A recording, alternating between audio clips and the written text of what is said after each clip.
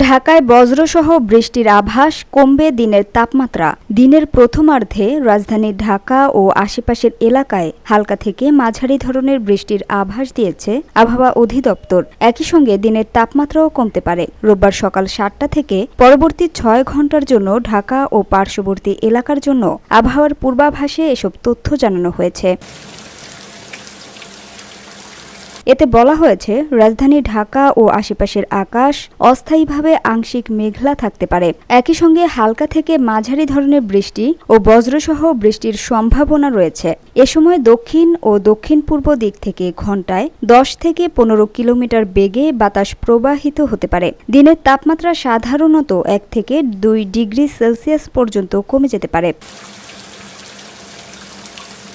পূর্বাভাসের তথ্য অনুযায়ী আজ সকাল ৬টায় ঢাকার তাপমাত্রা রেকর্ড করা হয় ২৮.৪ ডিগ্রি সেলসিয়াস। বাতাসে আর্দ্রতা ছিল ৯৩%।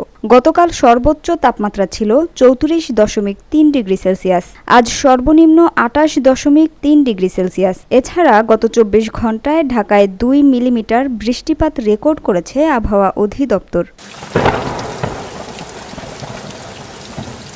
Samia Sultana, GBC television.